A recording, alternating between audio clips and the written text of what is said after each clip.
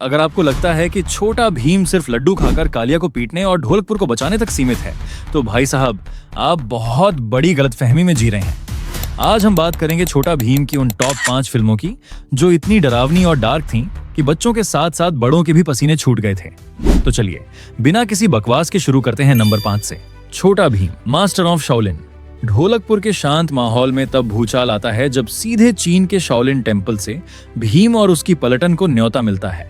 कालिया हमेशा की तरह वहां भी अपनी शेखी बघारने से बाज नहीं आता, लेकिन जैसे ही पैर चीन की धरती पर पड़ता है, गेम बदल जाता है।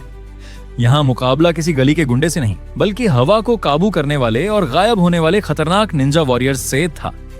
भीम को पहली बार समझ आता है कि भाई हर जगह सिर्फ लड्डू खाकर बॉडी दिखाने से काम नहीं चलेगा, यहाँ दिमाग और बिजली जैसी फुर्ती चाहिए। क्लाइमैक्स में जब भीम शाओलिन की सीक्रेट आर्ट को अनलॉक करता है तो स्क्रीन पर हर एक किक और पंच देखकर दर्शकों की सांसें अटक जाती हैं। अब बढ़ते हैं नंबर 4 की तरफ, जिसने रोमांच की परिभाषा ही बदल दी। Chhota Bheem and the throne of Bali. कहानी ढोलकपुर से मीलों दूर बाली द्वीप पर शिफ्ट हो जाती है। राजा इंद्रवर्मा के इनविटेशन पर पूरी पलटन बाली घूमने जाती है। सोचा था बीच पर चिल करेंगे, लेकिन वहां स्वागत किया एक खूंखार चुड़ैल रंगदा और उसकी राक्षसी सेना ने। रंगदा की वो खौफनाक हंसी भाई साहब आज भी अच्छे अच्छों को डरा दे। वह बाली के राजा रानी को बंदी बना लेती है और वहां का पावरफुल राजकुमार अर्जुन भी उसके आगे घुटने टेक देता है। लेकिन जब भीम और अर्जुन हाथ मिलाते हैं तो एनिमेशन के इतिहास का सबसे भयंकर युद्ध शुरू होता है कि एक पल के लिए लगा कि टाटा बाय बाय भीम गया। बाली के घने जंगलों में जादू और तलवारों की यह लड़ाई इस फिल्म को बेहद खतरनाक और ग्रैंड बनाती है। अब बात करते हैं नंबर 3 की, जहां से छोटा भीम की लोकप्रियता आसमान छू गई। छोटा भीम और कृष्णा। ये वो दौर था जब भीम सिर्फ टीवी पर आता था और इस पहली फुल लेंथ मूवी ने टहलका मचा दिया था। गांव में इतना खौफ था कि सूरज ढलते ही सन्नाटा पसर जाता था। भीम की लड्डू वाली पावर भी इस विलन के आगे फीकी पड़ने लगी थी। तभी एंट्री होती है साक्षात भगवान श्री कृष्णा की। कृष्णा के आने से राहत तो मिलती है, लेकिन विलन की क्रूरता बच्चों को अंदर तक डरा देती है।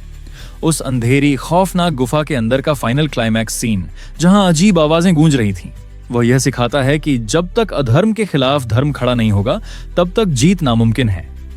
इस फिल्म में जो इमोशनल बॉन्ड और सस्पेंस क्रिएट किया गया था, उसने फैंस के दिमाग पर एक गहरी छाप छोड़ी। इसके बाद आती है नंबर 2 पर वो फिल्म जिसने थिएटर्स में तहलका मचा दिया था, छोटा भीम एंड कर्स ऑफ दमयान। सदियों से कैद एक अमर शैतान जो आजाद होने के लिए ढोलकपुर के राजा इंद्रवर्मा को अपने वश में कर लेता है और उन्हें मजबूर करता है कि वे भीम और उसके दोस्तों को उस शापित सोने के महल में भेजें।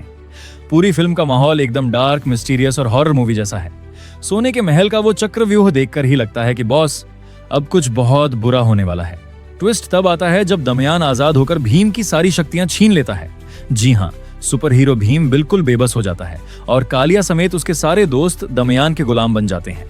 बिना किसी मैजिकल पावर के, सिर्फ अपने हौसले और खोपड़ी के दम पर भीम उस अमर शैतान को कैसे धूल चटाता है, ये देखना एकदम रोंगटे खड़े कर देने वाला एक्सपीरियंस था।